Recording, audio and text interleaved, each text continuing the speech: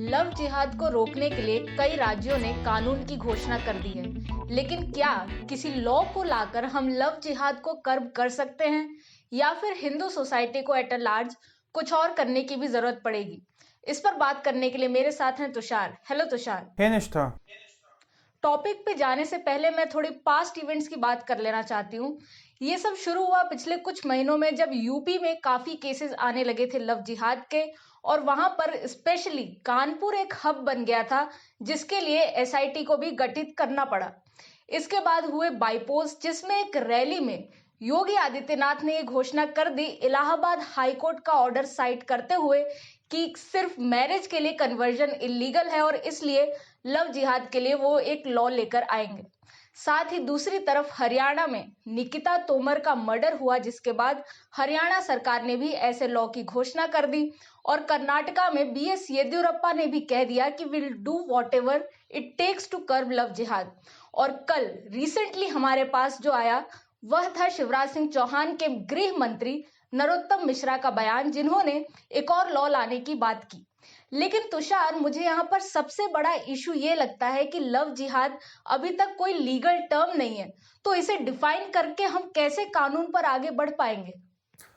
हाय निष्ठा। निष्ठा, very important point you have made कि लीगल डेफिनेशन नहीं है, लीगल रिकग्निशन ही नहीं है लव जिहाद की। कई लोग तो खुद इस चीज को डिनाई करते हैं कि डज लव जिहाद एग्जिस्ट और डज इट नॉट एग्जिस्ट। अगर मैं बात करूं लेफ्ट की, या बात करूं उन पार्टियों की या उन लोगों की जो कांग्रेस के आइडियोलॉजी को फॉलो करते हैं, उनका मानना है कि लव जिहाद is something the right has come up with, people pro BJP और बीजेपी पार्टी और the alliances of the alliance of India has come up with two further polarize Hindus and Muslims to further alienate Muslims।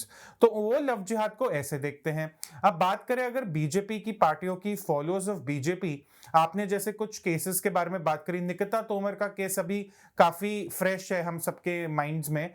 उसकी अगर बात करें तो the right seize love जिहाद as a legitimate problem. निष्ठा, अगर मैं बात करूं लीगल रिकग्निशन की, ये बहुत जरूरी है, because for something to be put in the frame of law उसके एक रिकग्निशन होना बहुत जरूरी है।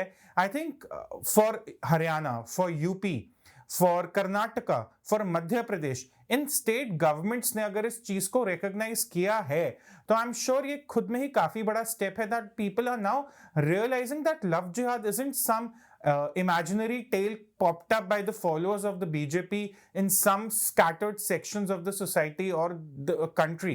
It is a real problem. It is an authentic problem. ये जब तनिष्क की एड आई और निकिता तोमर का केस, इस दोनों चीजें साथ साथ हुई तो लोगों ने काफी खुल के इस बारे में बात करी ट्विटर पे कि देखिए अच्छी बात है, तनिष्क की एड बनाई, सोशल हार्मनी की बात है, अच्छी खूबसूरत बातें हैं, बट लव जिहाद unfortunately is a bigger problem. And there were also cases, Nishtha, where a few boys, young boys, were murdered because they fell in love with girls of who were from Islamic families. So people have started now discussing love jihad on a very huge scale. They are taking into account all the scattered instances that are coming from the country. So legal recognition की बात अगर आप कर रहे हैं निष्ठा, I think definitions अलग अलग हैं लेफ्ट और राइट की, but I think 4-5 state governments जब इस प्रॉब्लम को रियलाइज करें, I'm sure we are not that far away from a legal recognition of this problem.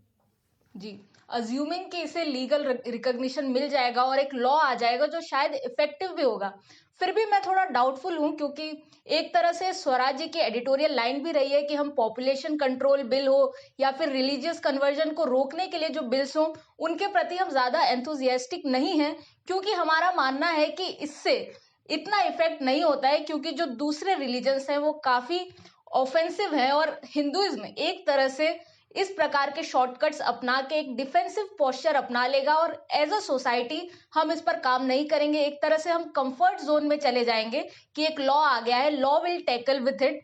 तो क्या हम यहां तक रुक सकते हैं लॉ तक, या इससे आगे भी हमें कुछ करना होगा? निष्ठा, चलो पहले लॉ की बात करते हैं, ठीक है। लेट्स से आज एक लव जिहाद का केस कोर्ट में जाता है। The parents file a case against a man XYZ for conducting or for practicing love jihad against their daughter। इस ऐसे केसेस में हॉस्टाइल विटनेस का कितना प्रॉब्लम रहेगा आप सोचिए।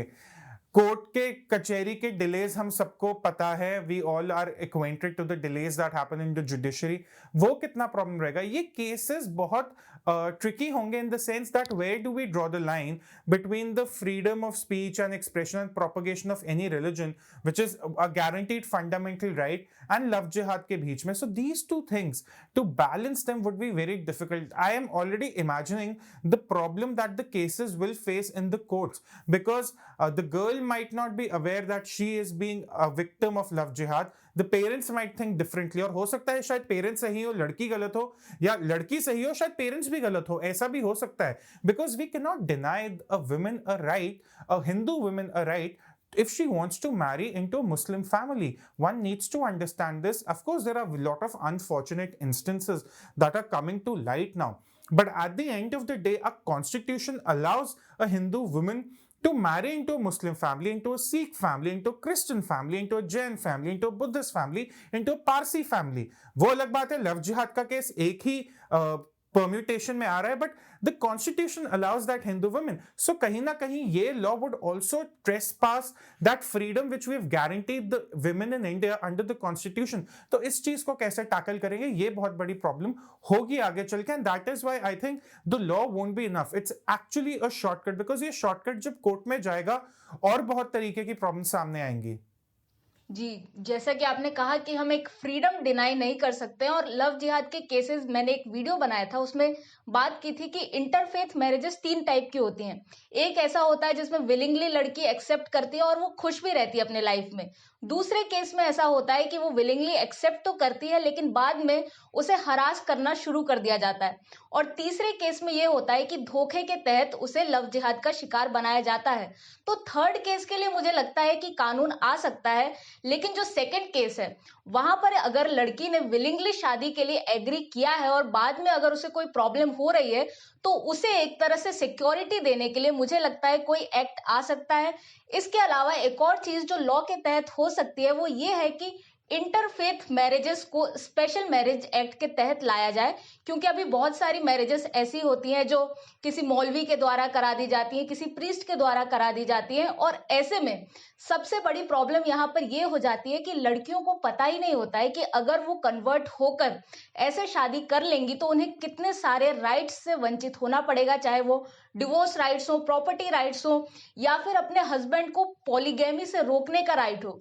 तो एक तरफ हम हिंदू वुमेन की राइट्स की तो बात समझते हैं, लेकिन दूसरा पॉइंट मुझे ये लगता है कि यहाँ पर मुस्लिम वुमेन के राइट्स भी एक तरह से डिनाई हो रहे हैं, क्योंकि अगर हम जनरल पिक्चर में देखें तो पाएंगे कि ये जो लव जिहाद या फिर इंटरफेथ मैरिज है वो एक तरह से वन वे डायरेक्शन है।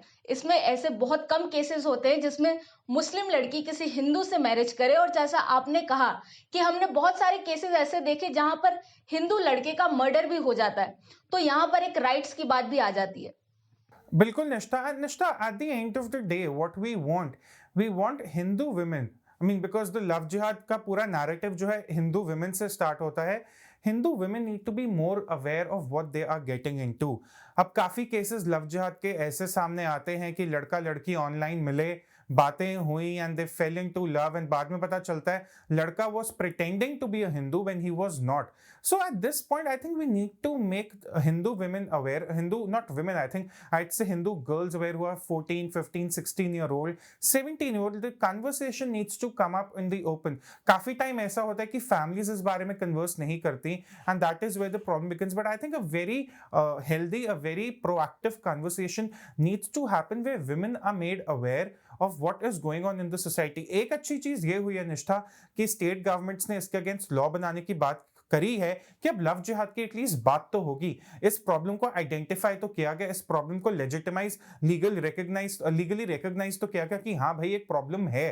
तो I hope it inspires a healthy and a proactive conversation with in families. अगर आप बंगाल की बात करें, वहां ऐसे केसेस आते हैं, उत्तर प्रदेश की बात करें, बिहार की बात करें और कर्नाटका की भी बात करें, तो I think this will inspire a conversation, and eight the end of the day we need to make the girls more aware of how they need to go about interacting with someone online. I don't say no girls should interact online, but at least the families can talk to the girls about the kind of instances that have come to light, educate them about it, and that will be more efficient than the law. At the end of the day, आपने सही कहा कि 3 type की interfaith marriages होती हैं, तीसरी type के लिए अच्छा लॉ है, और जो लोग प्रिटेंड करते हैं हिंदू होने का जबकि वो मुसलमान होते हैं, और who convert for very wrong intent with very wrong intentions, the law will go very hard on them, and it should. But at the end, we need to make girls more and more aware, educate them more. That will have a greater impact than the law.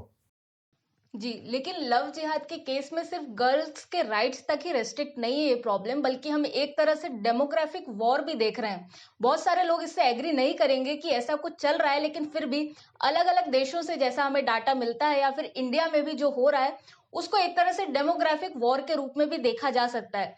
ऐसे में कुछ लोगों का argument ये भी है कि Hinduism को भी कन्वर्जन के लिए ओपन होना चाहिए, यानी कि वो एक्सेप्ट करे कन्वर्टेड लोगों को, क्योंकि एक तरह से मैं देखती हूँ कि दूसरे रिलीजन्स में कन्वर्जन को ज्यादा हाईलाइट नहीं किया जाता, लेकिन घर वापसी का जैसे ही नाम आता है तो इससे एक स्टिग्मा को जोड़ दिया जाता है और इस तरह से Hinduism at a large perspective पीछे रह जाता है। तो मेरा कंक्लूजन ये है कि हमें एक तरफ से डिफेंसिव तो होना ही है, लॉज लाकर, अवेयरनेस लाकर, लेकिन एक तरह से जैसा कहा जाता है कि attack is the best defence, तो शायद हिंदुइज्म को थोड़ा और एक्सेप्टेबल होना पड़ेगा दूसरे लोगों को एक्सेप्ट करने के लिए। बिल्कुल Nishtha, I think you right about it that we Hinduism needs to change, because होता क्या है, when people think of love jihad they think it as a problem of two communities, but you're very well right that Hinduism needs to be more open to people from outside. It needs to be more open to accepting people who are coming back to the religion or probably want to practice that specific religion. तो ये बात आपकी सही है, and I wholeheartedly agree with it. And again, love jihad is not just a problem of a boy or of a man or of a woman. It's a larger problem in terms of the demography, in terms of the population, in terms of how the entire narrative of the Hindu-Muslim identity in India is shaping up. Thanks for watching.